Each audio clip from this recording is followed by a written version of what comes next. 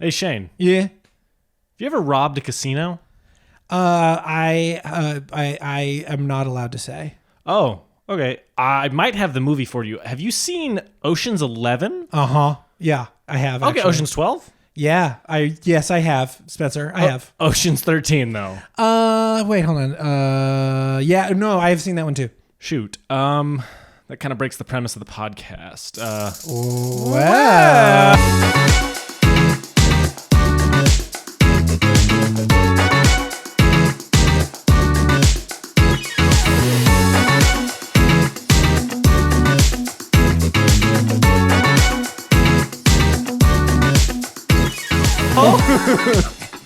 So once again, we're doing Fansgiving. Fansgiving Part 2, The Reckoning. Part 2. Electric Boogaloo. Electric Gigolo. Some other fifth subtitle. Yeah. And we are watching... We were asked to watch Ocean's 11, but we decided to take this opportunity to talk about all the Ocean movies, because we love... I love all of them, and Spencer has bad taste. I love 2 of them. I see, and you understand. See, guesses now. Drop your guesses below. And guess why he's wrong in the thing below. Anyways, so we'll get to it. Oceans. How do we want to structure this conversation? Do we want to talk about the ones we agree on first, and then talk about the one we don't, or do we want to go in chronological order? Let's start chronological. Or do we want to start about our history? I think chronological will give us a nice storytelling framework. I agree. See, but you got a climax though. Well, we'll find a way. So yeah, Oceans. How did you find this series, or we could also talk about our history with Soderbergh as a filmmaker, because I fucking love that. I was gonna say, my history with Soderbergh is not as in depth as yours. I think there's a lot more of his movies that I haven't seen. Yeah. I think he's great, and I think he's one of the most fascinating people working right now. I think if you talk about auteur theory, which I don't really think is a real thing, he's the exception that proves that it really is. Yeah. But I think he's wonderful and great, and I think the Ocean's movies are probably my favorite of his. I don't think that's incorrect. Trying to think what else I would have seen that I would have liked more of his, but I love Ocean's 11. I think I rented, that was maybe the last movie I ever rented from a rental video store. From a Blockbuster. I think I rented Ocean's 11 and watched it from a family video. Hell yeah, brother. Shout out to Family Video. This one's for you guys. They're still kicking. They're just not around here anymore. They're just not around here anymore, which is really disappointing. And it is. I hate. Yeah. But yeah, I watched that, and then years later watched Ocean's 12 and 13, but have seen Ocean's 11 like 6 or 7 times. Like, I love that movie. Ocean's 11 is a capital M masterpiece, I think. It's brilliant. Yeah. You also are a big fan of the Magic Mike movies. You know, I am a big fan of the Magic Mike movies. I don't think he directed the best one, though. Did he? 2? Did he direct 2? I don't think so. I don't think he directed 2. He did Last Dance, but he did Last Dance, and Last Dance is really good. But Double XL is the best Magic Mike movie. I do really like Magic Mike. I think don't be turned off by the premise of that movie. It is, or get turned on by it. Well, no, that you're allowed. Anyway, Magic Mike. I saw Magic Mike: The Last Dance in a theater, and I was the only one in the theater. Hell yeah! The dude at the Alamo was like, "You want anything?" And I was like, "I'm so sorry, no, I don't." Oh no, poor dude. I know. I was like, my bad. Damn. Rip that guy's day. Yeah, he didn't have to work for 2 hours. I guess. Hey, straight. Honestly, it would not surprise me if he just like went to a different theater and helped out there. Oh, absolutely. That's what he did. But anyway, so Soderbergh's great. I have nothing bad to say about Soderbergh at all. And I love some of the Ocean's movies, specifically the first one. How did you when did you watch Ocean's 11 the first time? I think I was just aware of it. Yeah. And then I saw the cast and was like, okay, I got it. Right when I was getting like really into movies for real, like on my own, outside of like my parents, which my parents really like Ocean's 11. My dad really likes Ocean's 11.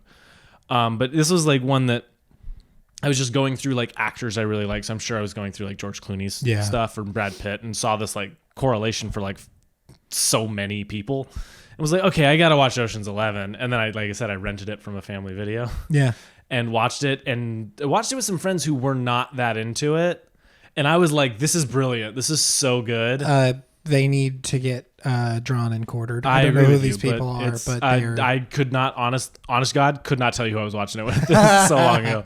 But I remember they're like, the score is kind of weird. It's like, and I'm like, man, the score is one of the parts that make the movie so fascinating to me. So Soderbergh, itself. Anyway, so that was kind of my history with it. That's how I kind of discovered it. And like I said, since then I've watched it like 6-7 times. Yeah. This movie's awesome. Yeah. I love Soderbergh. I think just like you said, like I think he is a fascinating filmmaker. The fact that he fucking like writes most of the things that he does, directs everything, DPs, edits, like chill out. That being said, like I mean, like you're talking about auteur theory, it's like he is like one of the few people where it's like, okay, if auteur theory was a thing, he would be the one proving it because like he does everything. And like to stomp on the this person is an auteur conversation, right? Like, yes, an auteur is somebody where you can feel their influence throughout, but I would also argue every auteur we're talking about has a group of people that also are so much to credit with that. Yeah. Like I would say auteur should be more attributed. Like the idea of auteur theory, I would be more on board with if there was some version of it of like a cohort. Yeah. You know what I mean? Like this cohort of people is that idea, right? Because I mean, David Fincher is one of those guys who's just so meticulous about everything. He doesn't write his own music and he heavily trusts the people who do. I mean, you know what I mean? Like famously loves them. Yeah. And Fincher has his editor, you know what I mean? Not Fincher, Scorsese has his editor, Thelma, Steven Spielberg has John Williams. Yeah. Like I've never subscribed to auteur theory, but like I said, Soderbergh's kind of the guy that maybe it stands out the most as being possible. It's like, I agree with like pieces of it because it's like, yes, they are doing part of the creative work, but at the end of the day, like the auteur has like the final decision. You know what I mean? Like, they're the one influencing those. But I will also, choices. I mean, I've done it. You've done it. You've sat in an editing bay with somebody, whether you're editing or whether you're sitting back, and somebody just leans back and goes, "Well, why don't you just flip the order of those shots?" Right. And all of a sudden, you're like, oh shit, that makes so much more sense. You know what I mean? Like I'm sure I've done it on something you've edited, and I know you've done it on stuff I've worked on. Like it just. Sometimes it just takes a weird, fresh pair of eyes and it changes the entire feel of a scene. And that's somebody else's, you know what I mean? Yeah. Like, I have always believed it, takes a village to make a movie. 100%. And all that. And I don't even think anyone, even Soderbergh, who does like 4 of the 5 most important jobs on a movie, would disagree with that. Yeah. I'm sure he's like, I'm not as good a gaffer as this guy. You know what I mean? But he just knows what he wants. Yeah. And he knows he wants to DP it, and he knows he wants. So I don't know. Yeah. Anyway, that's a long ramble. No. But it's interesting. I mean, especially like when we're talking. I mean, when we're talking about a movie like the Ocean's movies that are about a group of people, exactly, like all sharing in this. Did he invent meta or? I mean, it's like. Yeah, like these stories are about a group of people coming together. It's like, yes, it is the Ocean's 11, which there's a good bit in Ocean's 12 about. But like a very funny bit, made me laugh really hard. Yeah, it's like you have your Danny Ocean, but at the same time, it's like it is taking all of them working together in order to create this thing. They call it the Ocean's 11, but Rusty makes as many of the calls as Danny does. You know what I mean? It's like... It's called Ocean's 11 because it's based off of a movie called Ocean's 11. You know what I mean? Like, because it's a remake.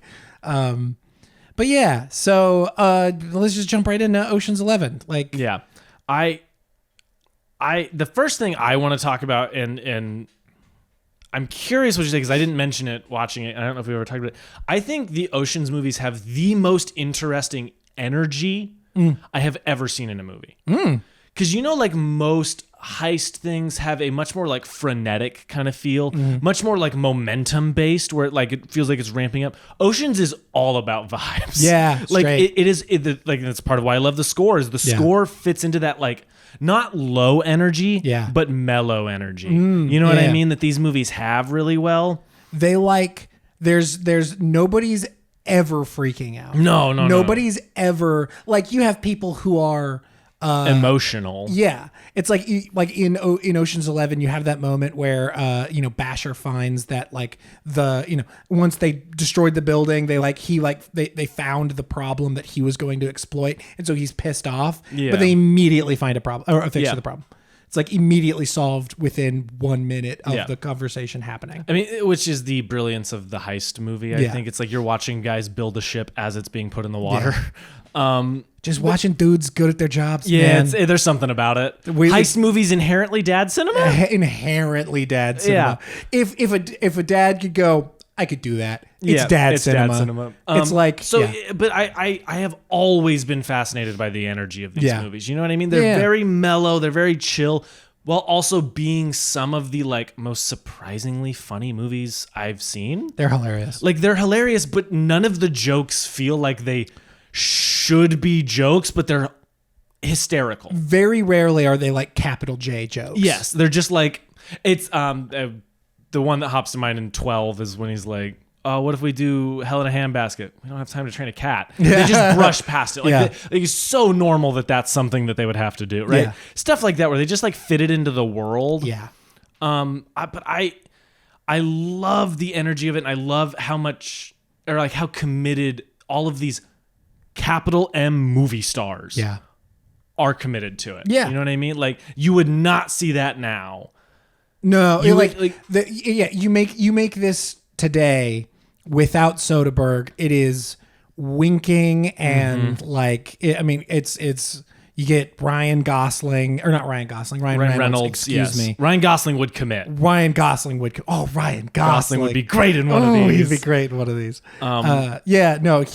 Fucking Ryan Gosling as the antagonist of Ocean's 14 would be brilliant. I am so bought in. Or Adam Driver as the antagonist of Ocean's 14. No, Adam Driver's the 14th team member. I'm also on board for that. Yeah, because I feel like that those two, Ryan Gosling is the almost playing against type, because I feel like you would think he would be the cool 14th. swap. Yeah, but no, I'm in. I like it. We're doing it. Ocean's 14. Soderbergh. So come on the pod. Come on the pod. We'll pitch our idea. Come on the pod, Steve. Steve, come on. You've been dodging my calls, Stevie, baby. Come on. But yeah, I it's just an energy thing I've been fascinated with forever, and I've never seen another movie like replicate it. Another movie like this replicate that type of vibe and feel. Yeah, I completely agree. I think that these movies are so beholden is the wrong word. So in love with like 70s heist and con and action thriller movies, and it like very much borrows, I think, that like suave like it. I think it is such a send up to those movies, and I feel like we descend further and further into that as the series goes on. Well, and I also think maybe this is an important thing we should talk about. How do you feel about like the heist con movie genre, the subgenre? Yeah. Like, what are your feelings? Because there's some like big names who famously outspokenly dislike heist movies. Like Dan Harmon is a weird one. There's a Rick and Morty episode, which Rick and Morty and all of the controversy I don't want to comment on, but this was before I knew about all that stuff. Yeah. There's an episode where it's a heist episode, and it's like it's a good episode, but it's so clearly making fun of not sending up the genre, and he just is like, heist movies are dumb, and I'm like, why? And a lot of his writers agreed, and I was like, heist movies are kind of awesome. Like, I don't understand what's the argument? Exactly. Like, just that they're all contrived, and they all do the exact same thing, and they all play out the exact same way. And it's like, sort of like, yes, they all follow the same, like, you see how the job is supposed to go, and then I would say that about anything. I would argue that one of these movies is very much not that. I do agree with that. Yeah. Anyway, I just heist movies, other heist movies that you're really into, stuff like that. Like, yeah, I mean, like I love the genre. I don't think I have as much knowledge of the genre in totality as I want to. Like, there's a bunch of really famous ones that I haven't seen. I've never seen The Sting. Yeah, The Sting, The French Connection. I haven't seen a bunch. The French. I haven't seen the Italian Job. I've seen the remake of the Italian Job. I've seen like chunks of the remake of the Italian Job on like fucking TBS or whatever. But I'm curious because I also think there's a difference between a heist movie and a robbery movie. Yeah, like I think there's a difference between a heist and a con movie. I also agree with that. And Oceans is kind of all of them. Because we're gonna have a conversation about that later. Because I think like Hell or High Water is a robbery movie. The Town is a robbery movie. They're not heist movies. No, it's like there's a difference between like a smash and grab and a elaborate plan to swindle you. Right. Anyway, I just curious about that because I love Baby Driver is a great a cursed movie based on its cast. No kidding. Jeez. But a movie that at the time I still like that movie. I can live with the. It's like it's easier to watch Kevin Spacey when he's playing a greasy weirdo. You know what I mean? Because he's a greasy weirdo. So it's just like playing on I do think it's important that like publicly that was the last movie he was in before everyone found out about how terrible he was. Like general public didn't really know about that until shortly after that movie came out. Yeah. Anyway, Baby Driver. Baby Driver, good. So that's a really good like heist robbery movie. I don't know which one it would fall under, but they are elaborate plans. They're just the other side of it. It's the getaway that they're showing the elaborate. Right. Anyway, back to the Ocean's movies. I was curious what your thoughts and feelings were on the heist. Yeah.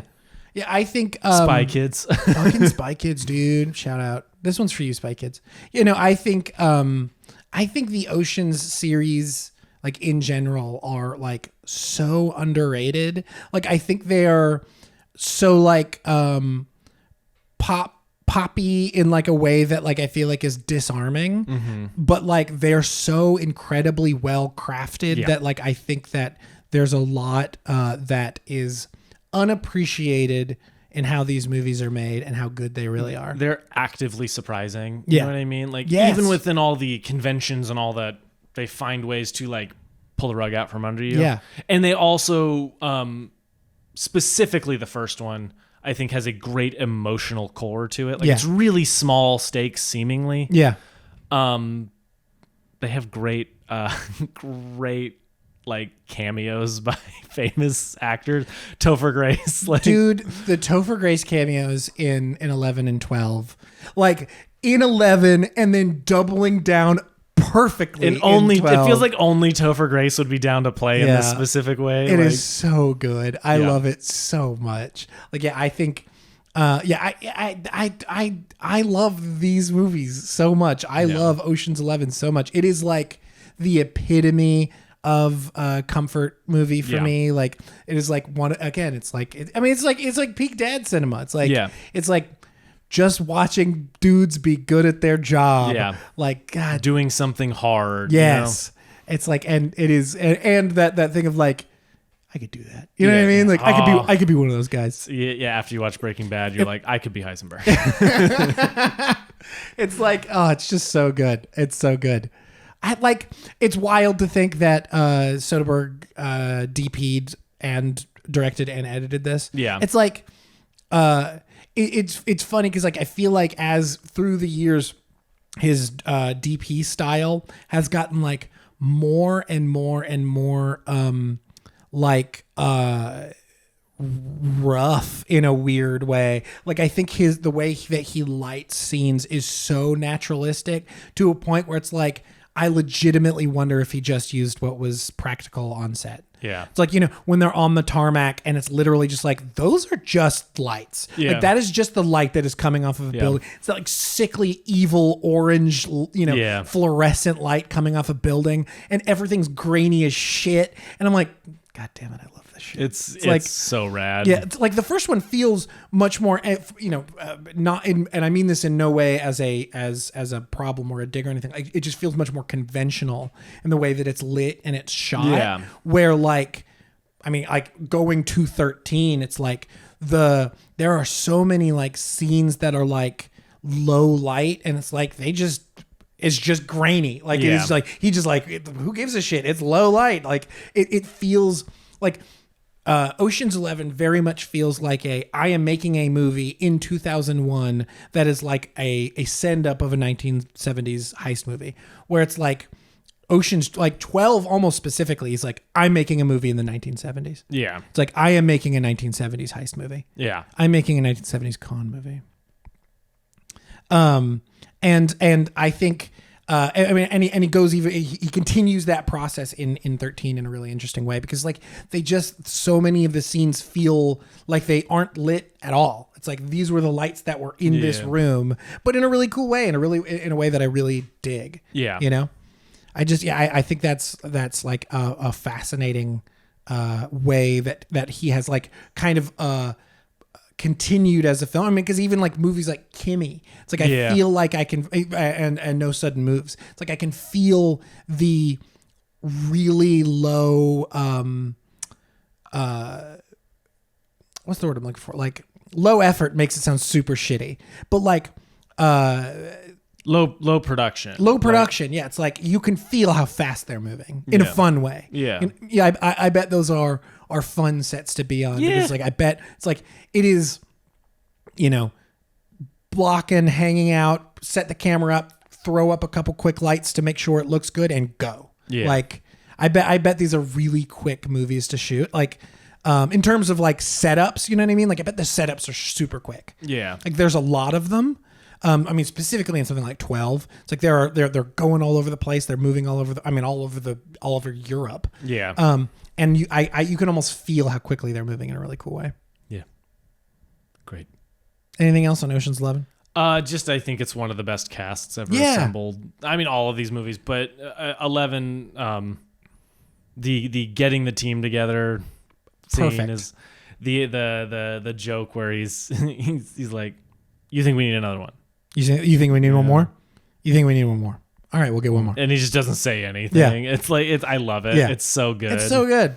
It's like I can feel a lot of like our relationship in Danny and Rusty. Yes. It's like that moment where it's just like we're just speaking our own language occasionally. You know, we've talked. I think maybe even on pod we've talked about this before. Like when we were shooting a short film of yours, and it's like you just walked in and you were like, and I was like, I'm already got. You know what I mean? Like I don't even think you said anything. I think I walked around the corner. I went, and you went. And I went, cool. And then I walked off and I sat back down and everyone at Video Village was like, did you tell him? I was like, he's got it. Yeah. And then you like flew the light out or whatever. When we're on the same wavelength like that, occasionally it's like super fun. Like, and I like that feels like such a real partnership, friendship. Yeah. Like it just feels very like, that cast, they feel like friends. They don't feel like, just actors on a set together working together for the first time. It's like they feel like they've worked together on a variety of heists, whether you know what I mean, like Rusty might have a closer connection to that one person and Danny might have a closer connection. I mean, specifically in like 11, because like by 12 they are the group, they are the family, you know. In them getting together and developing that family relationship feels so natural, right? Like it doesn't ever feel like, sometimes you watch movies like this and you're like, you two have never spoken before. Yeah. And this one, I get it. I get all of them being so attached to one another. It's like genuinely wonderful. It's like you're seeing like all of these, they're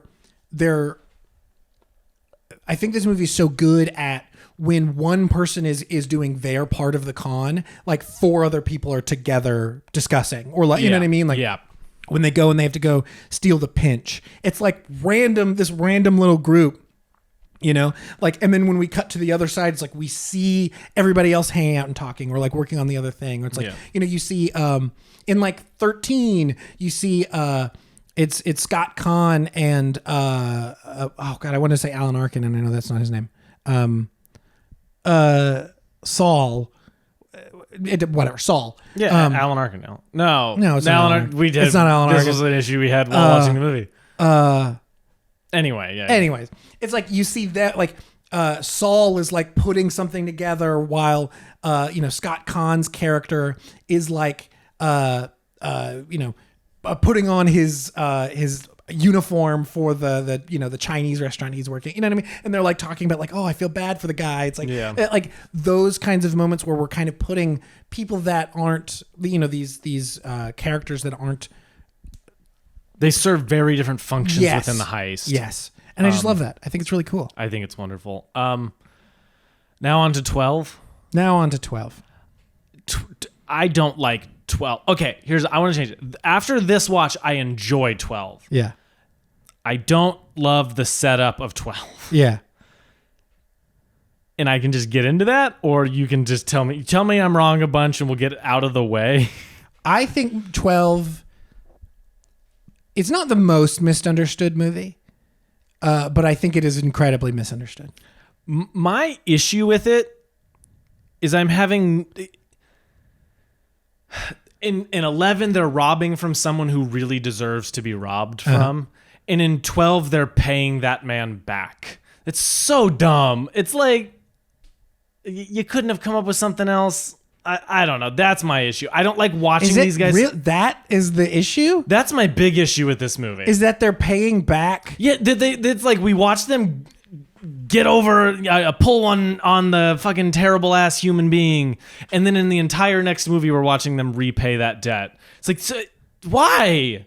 I don't like that. It frustrates me. It feels like this weird like back. What did you think my issue was? I thought your issue was going to be the fact that like that. I thought your issue had to do with the egg and how the egg was handled. It's like, no, I think that's fun. They knew they were being monitored, but they had to win, so they didn't take any chances. I think that's a fun idea. See, that's the thing that everybody hates. Yeah, but they explain it so clearly in the movie why they had to do it. My issue is fundamentally this other weird thing that I understand. I'm the only one that has that issue, but I don't like watching a movie where they're paying back the villain of the last movie. It's boring. I don't even have an argument because it's just dumb. No, I fully stand by this. I have seen this movie 3 times. Every single time trying my hardest to like get over that. And I'm watching it the whole time. I'm like, okay. I like what this movie is on a meta level. Like the meta nature of this movie is how hard it is to make a sequel. So each time they're trying to heist something, it doesn't work. So each time they're trying to try something new, it's not working. So they go back to the old trick and that doesn't work either. That is incredibly fun to me. Yeah. Now that is not, I'm sure not what the intention was, but a lot of people have read it that way of like Ocean's 12 is about how hard it is to make a sequel. That's a very fun idea. I just don't like the setup of that. Like, I'm trying to think. It's kind of like the issue with Deadpool 2 a little bit, where like Deadpool 2 is a really fun movie, but the opening of the movie has them fridge his girlfriend, and so his motivation is just the loss of a loved one. Yeah. And it's not the same thing, but it's that same level of like, okay, like why is that? Why we're okay? This is my issue with the movie. I like it's so. Because they don't even pull one out on him in the end. They don't even keep the money and find some way to get out of it or double their money. Or maybe they double their money. I don't know. They don't do that. They just kind of end where they began by paying him back. And so it undoes the thing from the first one where they swindle the bad person. Yeah. It's like, it just feels like we're doing nothing. Like we're not, you know what I mean? Where in the first one, I felt that emotional pull through. And this one, it's kind of the same thing, but now Rusty's the one who wants to get the girl back or whatever. Yeah. I don't know. It just doesn't work for me. Man. But it's like the thing that the reason that is an issue for me, it's like that's like the inciting incident. That's not what the movie is. No, it's like it's so not that. The or movie's about that. different things, but my problem is I'm watching it going, they're just gonna give all this, because the fun part about a heist movie is like the putting yourself in it and be like, oh, if I stole that, what would I do with that money? You know what I mean? Like in this one, I go, whoa, what would I'm giving that money back to a guy. Okay. I just because don't like they're that. going to get killed. Again, I understand that. They set the stakes in the first movie that this dude not only will whack you, he'll ruin your entire family for generations to come. I fully understand that. That is why I root so hard against him. Yeah. So then why do I want to watch? Like, why couldn't we have just made another movie? Like the inciting incident of 13 works really well for me, because it makes it personal for the whole gang. Yeah. Whereas this one, it's just like, I don't want to watch them give money to a terrible human being. Yeah. Like, and that's what I know is going to happen in the end. And then it happens in the end. They don't like swindle him or think he's like, whatever, you know, like, let me put it this way. What if in some alternate universe, he was like, you have to do a job for me, which is a boring setup. I fully admit that's a boring setup. Yeah. But he's like, but every ounce of the money comes to me. And then throughout the job, you find out at the end that they've all like been able to steal multiple other things without him knowing, and then they all like profit off of him funding their thing. Yeah. They pay him off, get off, and then they all get out ahead. Yeah. And it still feels like they pulled one on him. Whereas in this one, it's just like they give him money. Because I'm more interested in the like thief versus thief battle. I think that's an interesting And that's concept. what the movie is. I know, but I know what they're stealing just goes back to the shitty dude. Like, they're not winning anything. They're just not dying. It's like, I don't want to watch a heist movie just about that. I don't know. I'm not going to defend this anymore to you. This is what I have to say. Because like, I just don't even have a strong argument against it. Because it's just like, that's just not like, that is the inciting incident as to why they are. But it's like, the stakes of the movie. The life and death, I think, is a good. But it's good boring. stakes. It's boring in this case. Because what are the stakes? But the movie isn't boring. The movie's entertaining. But again, it's like the first one has this emotional core where like, look, if I don't care about the money, which I think the money is fun in the first one, I still care about the Danny Ocean and Julia Roberts. Yeah, what's her name? Tess. I still care about that, right? I care about that like being the emotional heart of it. Yeah. I don't care about the Brad Pitt and the Catherine Zeta-Jones thing nearly as much in this one. So I don't know. I actually really like it. I don't think it's perfect, but I do really think like they it. both have chemistry. Yeah. And I think they're entertaining. I just don't care about it nearly as much as the like when he turned to channel 68 or whatever, and then she turns it on and sees that, and you realize it's all been about that moment, right? It's like that is more compelling to me a little bit. I don't know. Like again, it's like it's sometimes when I'm trying to think of other examples of movies where it's just like the sequel does one thing and you're just like, okay, like. And this has just always been my example of that, of like, this is weird that the whole point of this movie is to pay back the guy we were really excited. Because then that guy just gets out ahead in the end.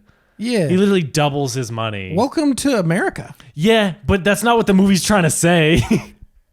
It just is a byproduct of what it is saying. Yeah. Like, it's not I don't know. I just, I want to watch this movie to see the ragtag team get out ahead, and all they do is just like survive this ambient. Because you're saying life and death. Those are the stakes, but immediately after they all get caught and have to meet up, they're all arguing, which is one of my favorite bits in the whole series. They're all arguing about why it's called Ocean's 11. They're like, we all agreed on the Bellagio job. Why this is offensive? Yeah. It's offensive. Immediately undercutting any like actual threat of it. So then from that point on, I'm just watching a heist. It's like you couldn't have just found a different setup to get us here. So in the end, they can keep the money and, I don't know, achieve something different instead of just paying back a terrible guy. Because then the next one, 13, a little spoiler for 13 if we haven't already been spoiling things. That one ends with them kind of getting one over on him a little bit by donating the money they're supposed to pay him back. And that's funny to me. It's like he doesn't get out ahead. He gets out ahead in a PR standpoint, so he can't really go after him. Yeah. But still, I don't know. I just have never liked the setup of, oh, great, now we're going to spend the movie paying back the guy we robbed in the last one. Yeah. I just don't care for that. It's not compelling to me. Yeah, but everything else is, you know what I mean? Like the core of the movie is the thief versus the thief. Like that's what the movie is. Yeah. Like that's the thing that why I'm dumbfounded, frankly, is that like that's what the movie like. Look, if the Brad Pitt, Catherine Zeta-Jones thing doesn't work, doesn't work for you as much. Like it doesn't work for me as much, but works for me. It's like I think that it's just such a small part of it. It's like, yes, I understand that's like where the stakes come from, but it's like the stakes are then like intensified by the fact that like they start doing these jobs and they're being screwed over and then the movie shifts to like, now this is what this is about. It's like, now it's the thief versus the thief. It's like, yes, those are the stakes for the first like 20 minutes. But then the movie ends with him giving them, you know what I mean? Like he gets paid back and all that shit. Yeah. And then, so it's just like, okay, all right. Because then I also think it's funnier, the thief versus thief thing payoff in 13 is also hilarious. Yeah. Like it works in that too. I don't know. I just... Look, there's nothing you're going to say. Because I don't disagree with you that the movie becomes a very different thing, but it doesn't change the fact that in the end, they just give the money back to the guy and then walk off. And I'm just like, okay. So we spend a whole movie robbing a guy. Which again, I'm understanding that it doesn't, I don't care. I don't like that setup. It doesn't work for me. Okay. I mean like, but okay. All right. Well, if you don't want to... We can keep talking about it. I'm just saying, for me, it doesn't work. It's not a compelling setup to a reason to commit or to do a heist, right? I like the thief versus thief, and I think there was a way to get there without us having to involve the other thing. I don't know. It's just I just don't. Why can't they get out ahead with their cool Fabergé? Yeah, like that's just gonna be my take on it. Yeah, of all, I honestly thought that it was going to be how the egg is handled, because that's like the way that everybody else. That's the thing that everybody else dislikes about the movie. Look, I think that's fun. I think the idea of them stealing it beforehand is fun, and there's like one line to explain that, where it's like, "Oh, you talked to the guy." And he's like, "Yeah, we knew he'd be under surveillance, so we just had to keep faking it." And it's like, that's fun. That's like a fun thing. It doesn't it's not overly great to me, but it's fun. I think it's an interesting thing. Yeah. But like, I don't know. That is maybe the most like, I don't want to say tropey because I don't think it's a trope, but the most like, you see how the heist is. It's like the reversal of the trope where you see how the heist. You're watching the heist fall apart, and then you see how it actually worked. Like it's the flip of it, which is that's what I really liked. That is fun. See, that's a cool idea. But again, it's like the whole time in the back of my head, I'm going. And they're okay. You haven't seen Jessica Jones, but in Jessica, the first like 10 episodes of Jessica Jones are all about saving one character, and then once they save that character, she dies anyway, and it does not work. Like that setup can work, but it doesn't work for me. So like it feels like that. It feels like I watched a whole movie where they rob a guy who deserves to be robbed, and then I watch a whole movie of them paying that guy back. Yes, the movie's entertaining, and yes, it's very well made. And you and I think both agree it's maybe the funniest in the series. Yeah. But at the end, they're still paying the guy back, and I have to like, the end of the movie is me swallowing that pill of being like, oh, fine, pay him back. I don't want to see him pay him back. Yeah. He's bad. He's terrible. Man, of all the things to like stick in your craw, I don't even have a good argument. Like if it just sticks in your craw, it just sticks in your craw. If that's the problem you have, that's the problem you have. I don't have a good argument against it. For me, it is just the. I mean, it's like the Maltese Falcon. It's not about the Maltese Falcon. Yeah. You know what I mean? Like it's a red herring. You know what I mean? Like it is. But I don't think the setup of a movie, why they are doing the heist, how they're being manipulated into the heist, I don't think it's a red herring. I think that's the setup of the movie. Like it is the underlying thing. Everything on top of it feels like style. But it's not like there aren't. Look, it's not like it goes unexplained as to why they would pay this guy. But you know what I mean? Like it isn't like it just like if it just doesn't work for you, it just doesn't work for you. Yeah, it just doesn't work. Again, I just can't believe. Because, like, think about the town. Like, the town, he's stuck under this dude's boot the whole movie, having to rob for this guy, and he wants out. And in the end, he goes and fucking kills that guy. Yeah. Like, it feels like I have some payoff there. Like, he gets, and you disagree with me on the ending of the town. I like the ending of the town. But it's like that. It's like he gets out ahead there in some way. You know what I mean? Yeah, but, like...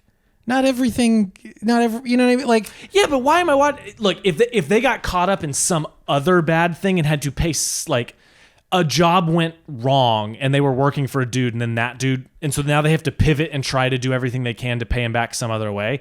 I think that's interesting because it's a different dude. You know what I mean? It's not like because it really is the fact that I watched an entire. I'm realizing something, but I can't say it because it's a spoiler for something that you have not seen, so I can't say that. I feel like I watched a whole movie partially about stealing from some guy, and then I watched a whole movie about them paying that guy back. So it makes the first one feel a little weird to me, and that like, oh. But you said earlier the point of the heist was him getting Tess back. For one character. Yeah. All the characters are important. Yeah. Not all the characters got Tess. Yeah. A lot of those Tess doesn't split 11 ways. Tess doesn't split. What a good line, though. That's such a great line. When push comes to shove, Tess does not split 11 ways.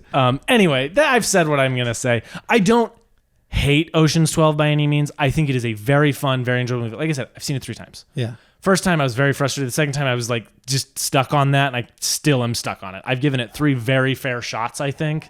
And each time I'm just like, all right, we're just going to pay back the piece of shit I don't like. Like, yeah. It's like I'm sitting there eating a shit sandwich at the end of the movie when I should be like, yeah, we're going off and we're watching the waterworks in the Las Vegas Strip or whatever. I don't know. That's just my take. You can be dumbfounded by this. I stand by it. Okay. I fully stand by it. Again, I was like so not prepared for this. Threw a curveball, just like a heist. I mean, like, but the last thing I'll say, and I was like, okay, yeah, like, you know, they kind of end the movie where they begun, and yes, it is kind of like, you know, they're repaying the guy that they screwed off in the first movie. It's like, but it's like, is that not what like kind of flat arc characters are? Where it's like we end the movie where we began. Yeah, like all of these things happened, and yet we're kind of right back where we were to begin with. But a flat arc character has to change the world around them. Like that is the fun. And I also don't think that applies to plot. I think that's very much character. Like Paddington is a perfect example of a flat arc character because he makes everything around him better. Yeah. He makes everyone around him better. James Bond is a flat arc character in a different way where that is so... would Ethan Hunt count? He's always the same, but he's always after something different in these movies.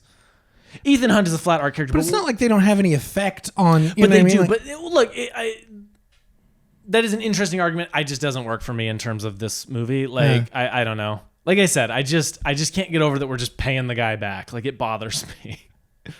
All right. Purely on I have morals about stealing things. Apparently.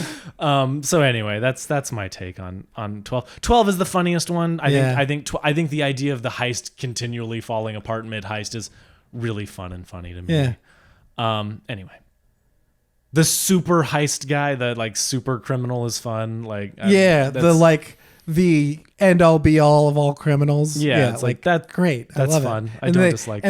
And they beat him because he's an asshole. Like they were like, yeah, this guy fucking sucks. Here's how you win. Yeah, it's like that's fun. And I do like the things that make me like this movie. Now that we've gone past your argument.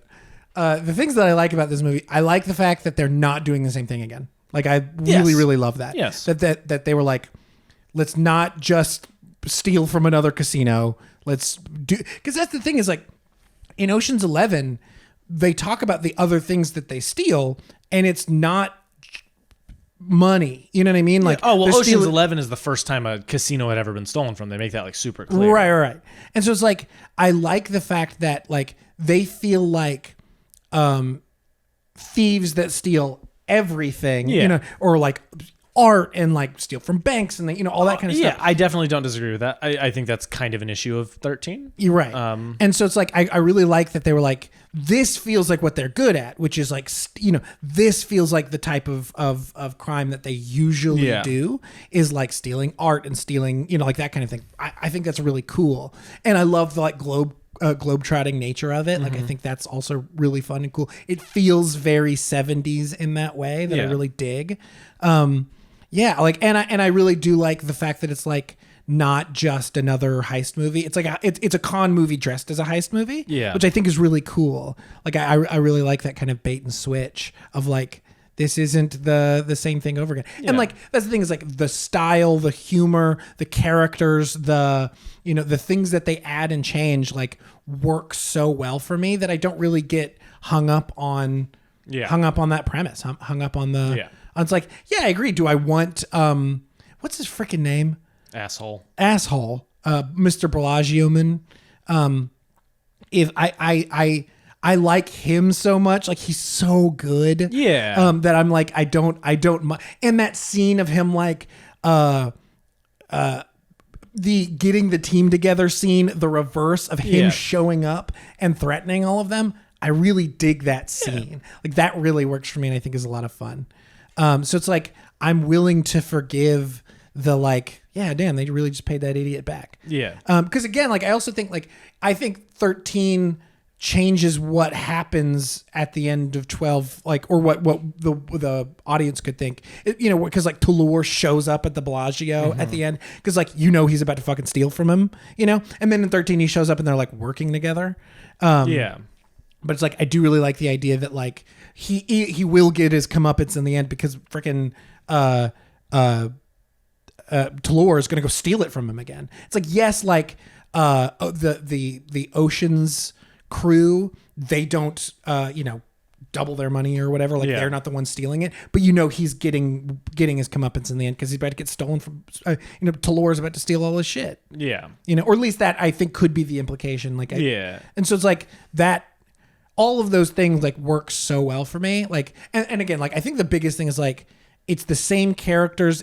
But it's such a different like setting in a way that I'm like it's brave in a way that I really like. Where it's like they weren't just like hell yeah, let's just do it again. Let's just run it back. Yeah, in a way that especially at that time, I think if there was a sequel going to be made, they were like let's just run it back. Yeah. So it's like I really like that about 12, and I like 12 a lot. I'm a 12 stan. I think that movie's super unappreciated. Cool. I enjoy 12. Yeah. After this watching, I will probably buy it on Blu-ray. Fuck yeah. I own 11 and 13. Yeah. But I just was like, man. Fuck 12. Fuck 12. Well, fuck 12 in more ways than one, if you catch my drift. Cool. Do you know what I mean? No. 12 is another word for cops. 13. 13 I really like. I think 13 is a blast. Yeah. Like I think this movie is I love the like ending. I love how they rob him, I think is very funny. Yeah. They just rob him in his face. Like and it's more about you're not going to go to the cops because, well, let's face it, you're not going to go to the cops. Yeah. Like I love it's just that scene of everyone leaving with all of their winnings and then them shutting down the hotel because of an earthquake. Yeah.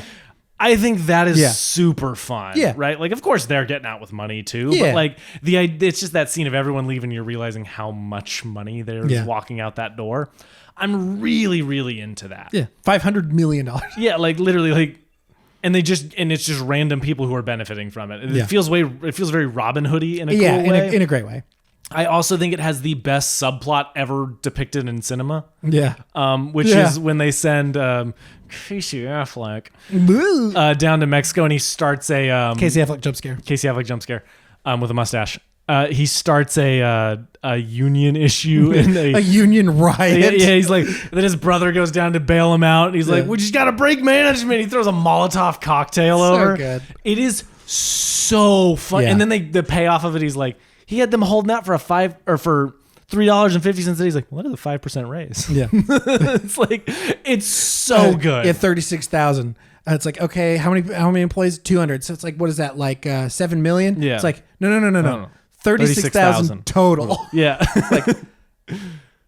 It's like I'll write him a check. We'll post date it. Like, so good. Dude, I like love that running gag in the movie. Yeah. I love it's also the joke where he's the chef in the restaurant and he's taking them food and he's like, we split tips, guys. They're gonna think I'm and they're like, all right. Start giving him money. Yeah, I think like the thing is, I think as an Ocean's sequel, I think like this is what everybody wanted. Yeah, and in a lot and they do flip the script. You know what I mean? Like it isn't stealing for their own gain. It is paying someone back for the evil shit that they did. And I also like the premise of them going to a guy and saying, "Hey, if you don't make this right, we're gonna steal from you." Yeah, and then they steal from him, and multiple times in the movie they're like, "One more chance." Yeah, yeah.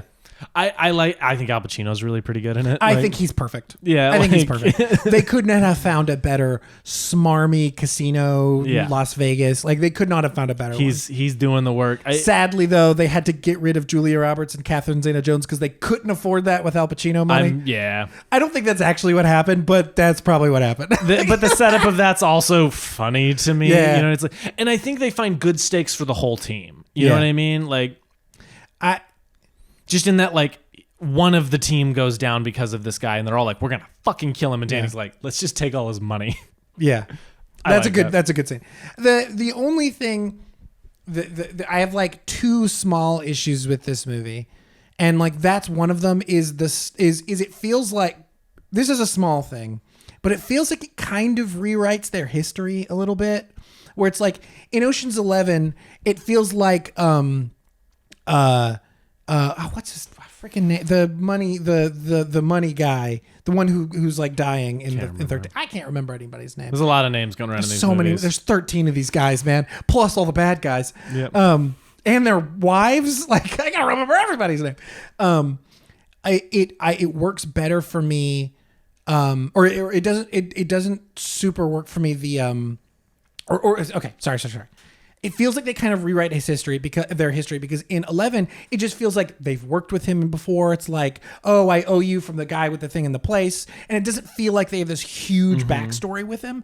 And then in 13 there's like that scene where it's like, he taught me how to shoot craps over there, and like this used to be this hotel, and it's like, oh, it's all gone, and it feels like they're from and very connected to Las Vegas in a way that they didn't feel like they were that connected to in 11 and 12. It feels like it kind of rewrites that in a way. I can see that. I have never thought that. It's such a small thing, and it doesn't ruin the movie. I have always thought, based on the like implied world, right, where there's like Linus's dad is a like well-respected master thief of some kind, right? Comes from a master thief family, right?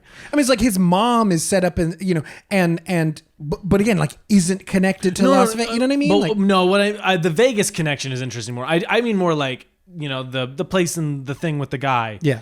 I think that, and like it's that, and then all of them understanding the same play rules, and all of them having the rule book where it's like, you did something, we have to give you an out. That's the rule. Yeah.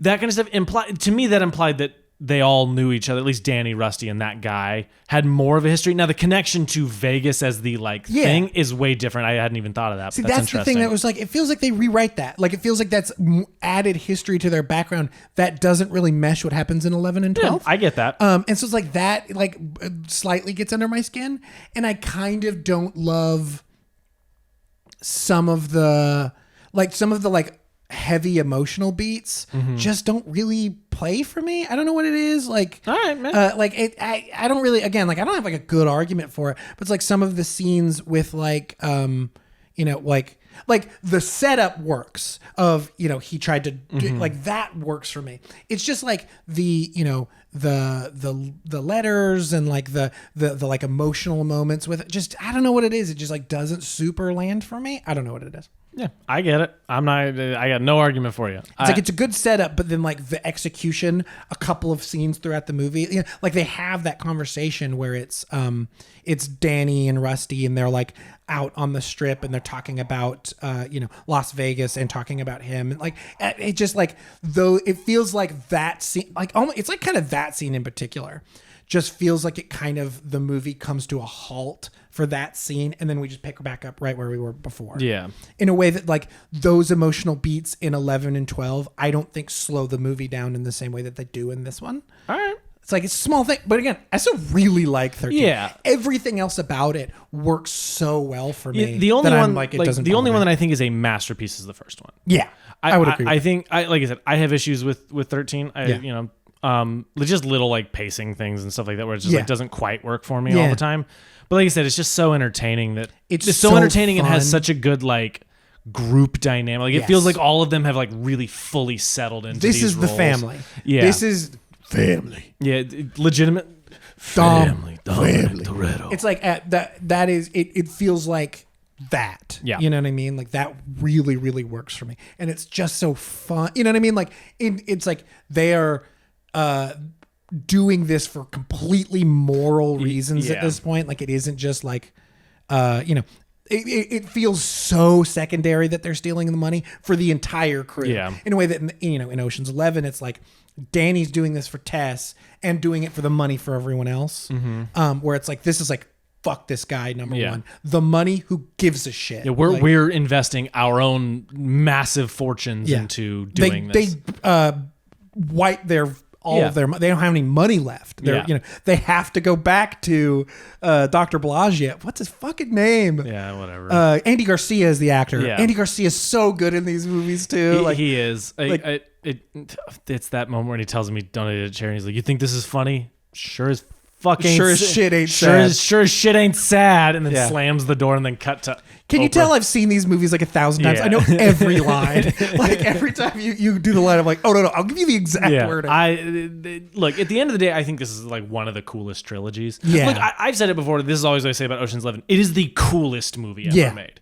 Ocean's 11 is the coolest movie of all time. Yeah. I love it dearly. Yeah. Like, and then 12, I have my issues, but have come around on enjoying it at least. Yeah. You know what I mean? Like I said, I will buy it on. This is my vow to you, the viewer. I will buy Oceans. Hopefully through, it's like there's a lot that I really don't like about The Last Jedi, but it's like those things kind of sit in the back of my mind while I watch it because I'm focused on the things that I really do enjoy. My issues with The Last Jedi are also weird in comparison to a lot of other people's issues. Yeah, it's like a lot of the things people hate about that movie I think really work, and a lot of the things no one talks about, I'm like, this is so weird how this is playing out. Yeah. Like the literal spatial reasoning of some scenes, you're stuff. like... It's like that stuff. It's like those are such a like, it's like it is important to the plot and what's happening, but they're like, that's just so not what the movie's about, that like they sit in the back of my mind because like I know they're there. I can kind of ignore them at this point. It's like I feel that a lot with like Ocean's 12. It's like the things that I wish that for you in the future, that like as you watch it again in the future, you might be able to like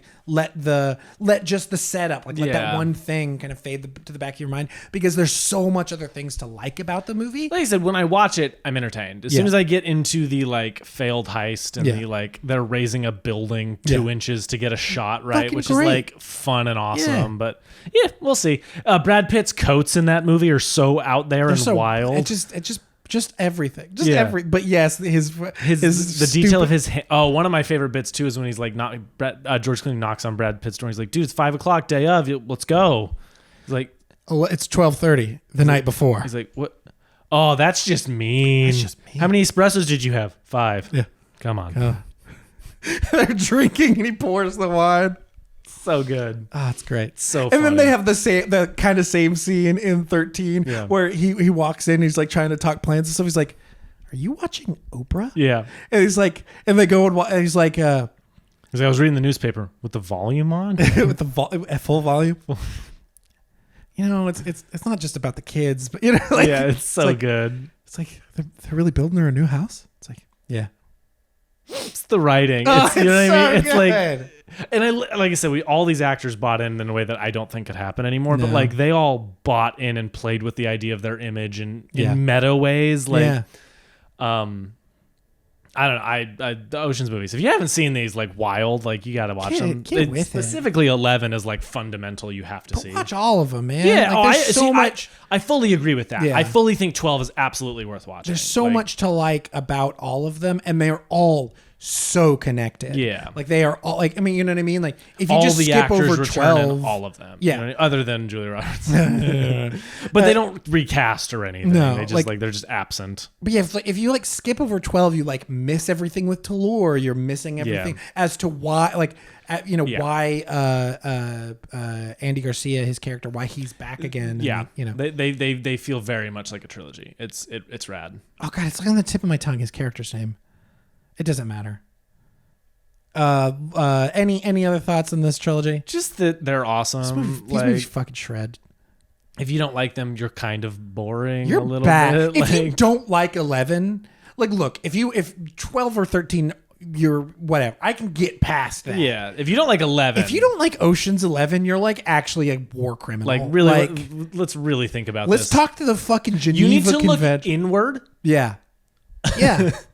Fix yourself. Like that's a problem. That's like a problem for you. Watch these movies. They're sick as hell, dude. I'm super into them. Do you have any other thoughts? No, these movies rule. Yeah. Thank you, Jacob, for giving us an excuse to do a couple movies we love that Happy Happy Thanksgiving. Yeah. We don't often do revisited. Yeah. And I'm glad we did these. Lessons is interesting. It's weird because I've seen them so many times. That's where I'm at too. It's like I've seen them. These are like some of my most watched I think movies. just like I don't even know. I've talked about this lesson before of like character writing, but I think these are just ones to study about. A very simple lesson I'll throw out here is just look at movies with like really specific character writing. Yeah. In characters that all feel very distinct but mesh well. I think you can't get a better masterclass in that than Ocean's 11. I also think these movies are a masterclass in style. Yeah. You know what I mean? Oh, like, yeah. I think this a style that informs substance. Yes. Yes. It's like they feel like such a send up to 70s. Yeah. 70s like heist con, those kinds of things. It's like it doesn't feel like it's just like pastiche. It is so integrated into like these they live in this other world. It's very cool. I think the camera work, the dialogue, the story, the score and the music and the needle drops that they use, like all of these things are just so integrated into this like one vision, this one like identity within this genre. I feel like is sick as shit. And like I said, like fundamental movie. Yeah, you gotta watch it and then watch the other two because you'll get a lot out of them. They're so like at the very least they're a blast. You know what I mean? Yes. At the very least they're a bunch of fun. Yeah, they're just and Soderbergh is like such a weird mad genius. Yeah. And then he fucking ran it back with fucking Logan Lucky. Yeah. And Logan Lucky's a great movie. Dude, Logan Lucky's so good. That another one that I think is super underappreciated. Oh, yes, dude. Logan Lucky. I want a sequel to Logan Lucky so bad and it just didn't make the money, but whatever. Yeah. Anyway. Do you want to play a game? Let's play a game. I don't even really have a game for it. I just have an interesting idea and like we'll see if we can't gamify this a tiny bit. Okay. So in the Ocean's movies, there are a lot of names of schemes that go unexplained, although they all have explanations. So I'm going to give you the name of a scheme and just see if you can guess. If you have literally no clue, I'll just tell you. Did you find answers to these? Oh, all of these have answers. A Boski. Any idea what that is? It has to do with Saul playing Lyman Zerga. Do you know why he's called Boski? I do. My only guess would be what that play would be is inserting someone playing a fantastical character to distract from what's happening. I think that is partially true. Okay. Lyman Zerga is the whale who puts his jewelry in the casino vault. His jewels actually being dynamite. This is a reference to Ivan Boski, a big-time trader on Wall Street who got caught committing securities fraud. The con here is about wealthy roller who has insider information. So it's like, I think you're partially right. Okay. It's like he is a distraction, but he's also like a delivery system, a somewhat trusted delivery system. Having something inside. Yeah. A Jim Brown. This has to do with Bernie Mac's character. Any idea? No idea. Named after the famous football player, Jim Brown is widely regarded as one of the greatest football players ever. The fight between the character is called a Jim Brown in reference to the confrontation in football. So I think like the distraction of the fight is the Jim Brown. Okay. Driving Miss Daisy. I'm not going to describe it much more than that. I was going to say, it feels like it has to do with a literal like delivery system of some kind, right? Yeah. It could either be the SWAT van or the remote control. Oh, yeah. Leading away the authorities or blending in with them. Yeah. Exactly. Two Jethros. I don't know about that. The two Jethros. They're so well named. Yeah. The two Jethros is a reference to the Beverly Hillbillies character of the same name. These are slightly redneck Malloy brothers who are hired to look after the Miss Daisy. Throughout the movie, they work as an effective duo on a variety of tasks. For example, the distraction with the balloons. Yeah, so they're kind of the rotate in for the odd job guys, and they play the stupid people. Like they play the dumb guys. In 13, that gag where they're getting the guy out of the room, 15 minutes. 15 minutes. Yeah. 15 minutes. It's so good. Pack your things. One of them's facing away. Like, it's just such a good detail. It's so good. Leon Spinks. Leon Spinks is a boxer. This is a reference to the boxing match where Leon Spinks beat Muhammad Ali in what was a total upset, which nobody expected. This is mirrored with a boxing match in the movie. However, the unexpected occurrence in the film is where the power goes out in the middle of the match. This created the necessary chaos required for the scam. There we go. Ella Fitzgerald. This one's really interesting. I actually really like this one. This is a reference to a commercial for Memorex where a recording of Ella Fitzgerald's voice breaks a glass. Then the voiceover says, "Is it live or is it Memorex?" The concept is that Benedict doesn't know if the robbery that he is witnessing is a robbery that's actually happening. This creates confusion. So like the thing that's happening on the screens being like pre-recorded. Like, I actually really like that one. These are the two from 12. I think you'll get both of these. Lost in Translation. It's when they go and meet Matsuki, and he's like, and they're like doing the pig Latin, not pig Latin, but like the speaking. A misunderstanding. Yeah. It's like, that's just to screw with Linus. Yeah. Like, it is like only just to mess with him. And then the Looky Loo with a bundle of joy. From 12. Oh, that's the where you have a fake baby. Yeah. Okay, and that's another thing that I love about 12. That is such a funny bit where they get Julia Roberts to play a fake Julia Roberts. The more specific part of that being funny is all the people surrounding her, where it's like, why isn't just George Clooney real in this world? Is Brad Pitt, but they don't look like that? Yeah. Like, that is a very funny... And then Bruce Willis showing up, like... Bruce Willis has a great cameo. Such a good cameo. Like, I really, really like that bit. It's really funny. So that's 12. And then 13, we have Billy Martin. Any ideas? Billy Martin was a player for the New York Yankees. Any ideas?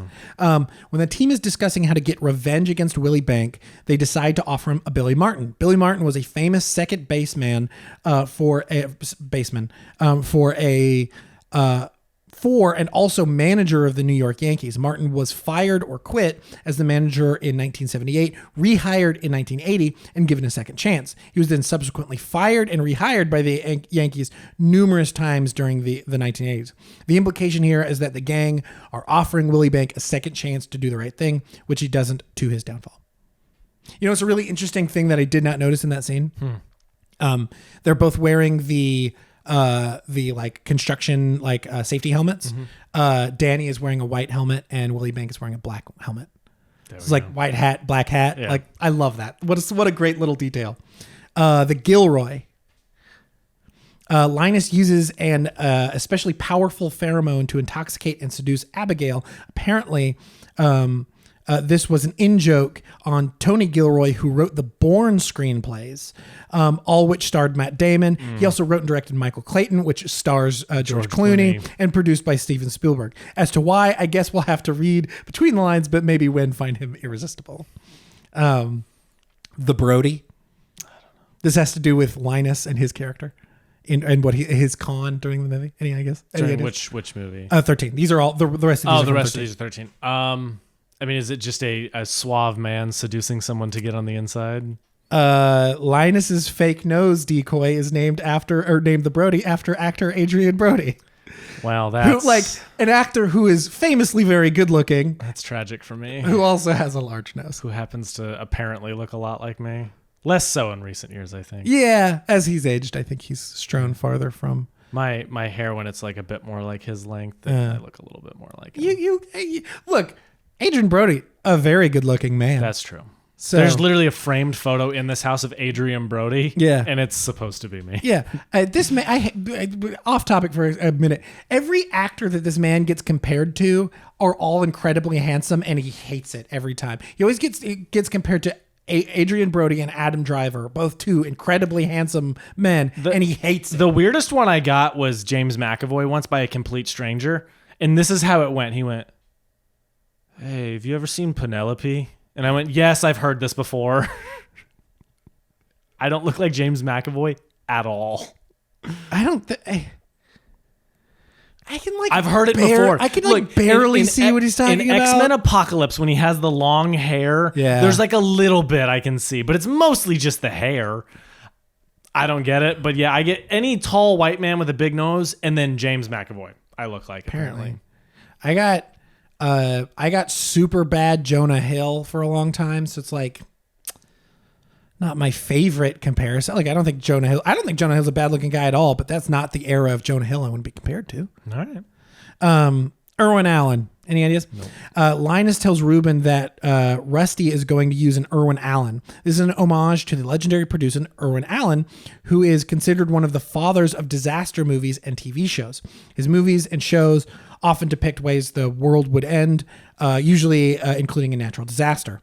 This is when he's playing the whatever. The seismologist. Yeah, the seismologist. Thank you. Ooh, big. That's a big word. I don't know if it's right, but I threw it out there. Susan B. Anthony. This seems to be there seems to be some discussion and argument over the meaning here. During the movie, the characters make several references to pulling a Susan B. Anthony as part of the heist. This is a reference to Susan B. Anthony dollar coin, which was manufactured in 1979. It was similar in appearance and size to a regular quarter, and many people dropped it into a slot machine without realizing what it was worth. This method was used twice in the film. People using a coin to then win a bunch of money. You know, like it happens like during the heist and then after the heist to like give the $5 diamond award judge. Give him, reward him for his a cartwheel. This refers to when Boomer impersonates a motorcycle stuntman. Very simply, doing a cartwheel is doing something crazy to act as a distraction. Yeah. Yeah. Isn't that fun? That's the naming conventions in it are some of the like best treats you get. I would imagine that like there is like fully thought out, especially in 12 when they're just like rattling off all of those Hell in a names. Handbasket. Hell in a Handbasket. It's like I would imagine all of those have like ideas as to what those would actually mean. Yeah. But yeah. So good. Good shit. Good shit. I like these movies. Great movies. Recommendations?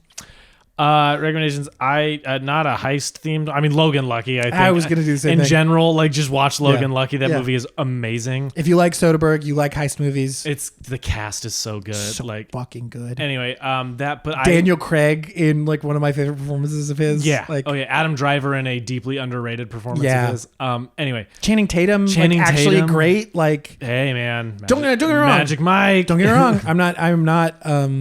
I am not a Channing Tatum hater, but he's just like really good in that movie. Yeah. Like, but I've been watching Rocky recently. Again. Yeah. Rocky's the movie that made me want to watch movies. Like, to understand me, you need to watch Rocky. Yeah. But I rewatched Rocky Balboa last night.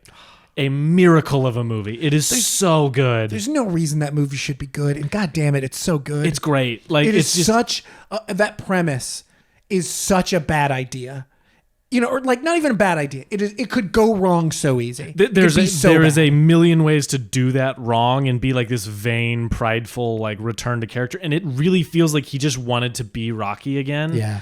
But actually explore it in an honest way. Yeah. And that like later knowing about Creed and how hard it was to get him to agree to come back to play Creed, I think that makes that movie even better. Yeah. It's watch Rocky Balboa, really believe that was what he wanted, was this to be his last hurrah, and then like read up on the story of how he came to Creed.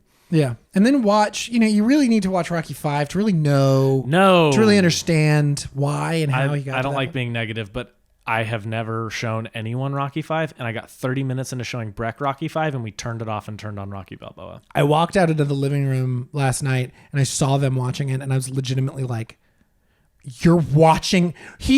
I'd only seen the first Rocky. We watched all of the other Rocky movies together. We skipped 5 and watched Rocky Balboa. I'm like, I could not. I'm your best friend. I could not believe you were watching it last night. I know.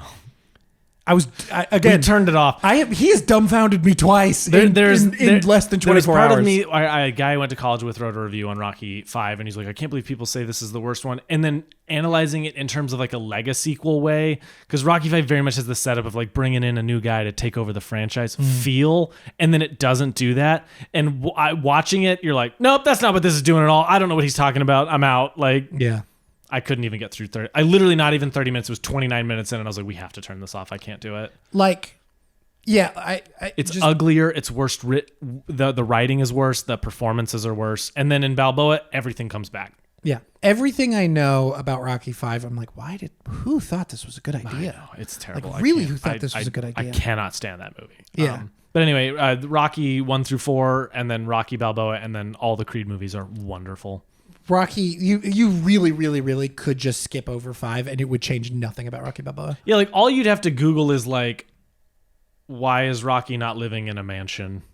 Legitimately, don't even need that. And even then, it doesn't really. Don't need that. Yeah, it doesn't really matter. Everything that happens in Rocky Balboa could be explained as to why he's in the situation he's in. Yeah, I legitimately, knowing what happens in 5, I'm like, but he could have just, you know what I mean? Like, it's not like they made 5 to make Rocky Balboa. No. You know what I mean? But it's like, I don't need the explanation of 5 to understand how Rocky is in his life. Rocky Balboa is genuinely emotional.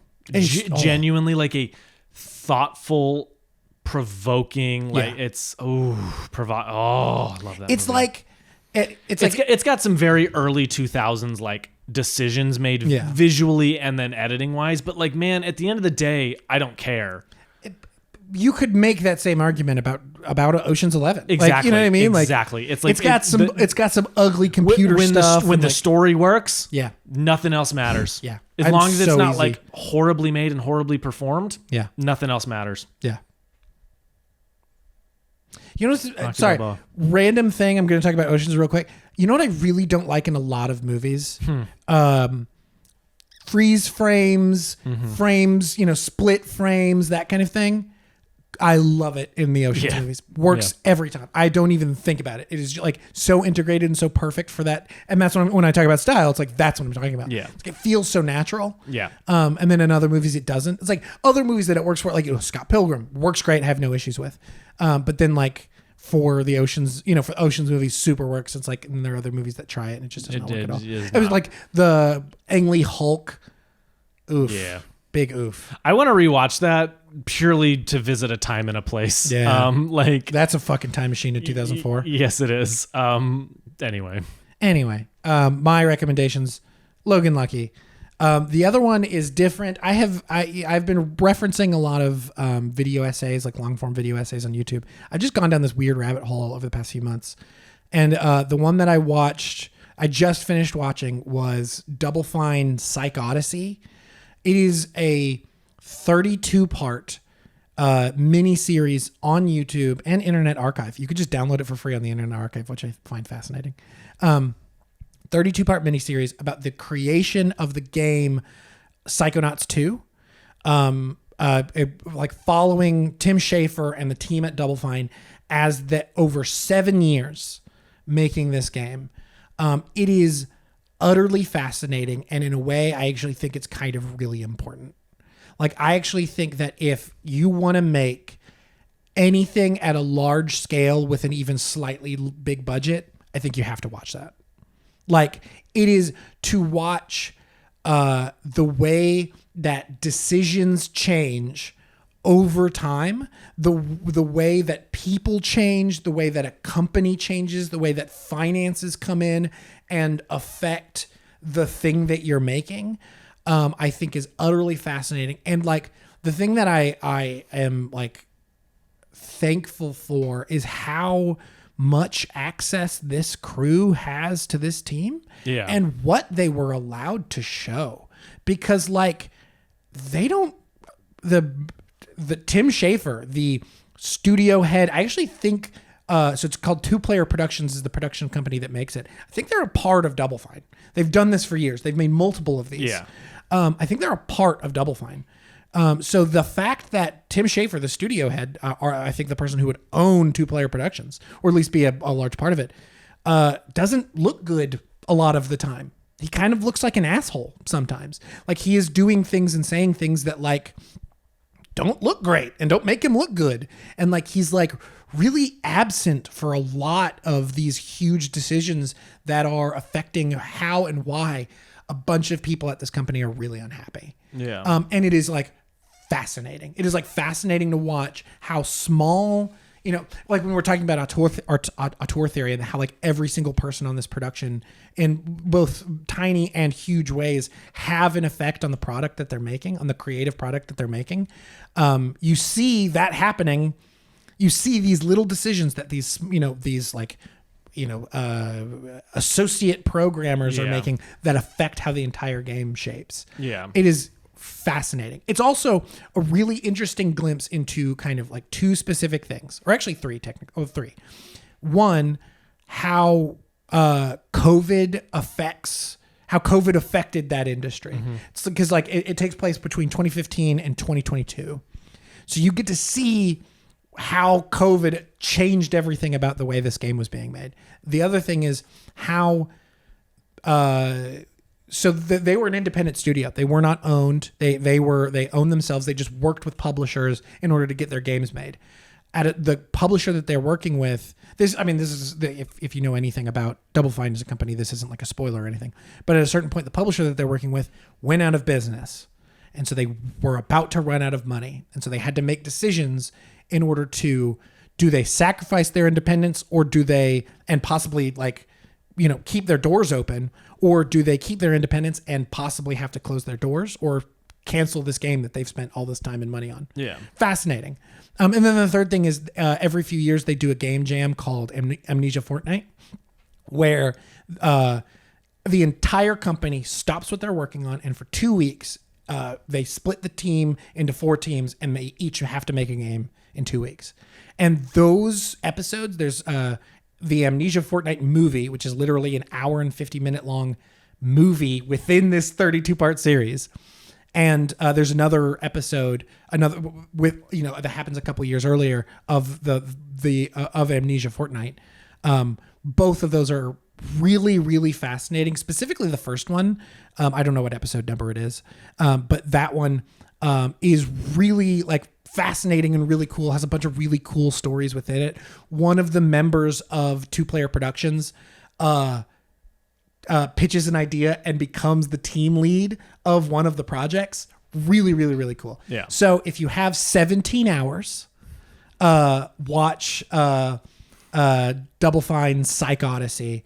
I just can't recommend it enough. If you have any intention on ever working on a project, a large scale project, or whether it's games, movies, whatever, if you have any intentions on working on a creative large scale project with money involved, I with like serious money involved, I think it's kind of a must watch. Well, there you go. So many things. Literally 17 hours worth of things. Yes. Let alone the 3 not insignificant length movies that we discussed today. So much to watch. Literally like 24 hours worth of things to watch now. Yeah. So y'all should go do that. Or don't. I do not know. Live your life.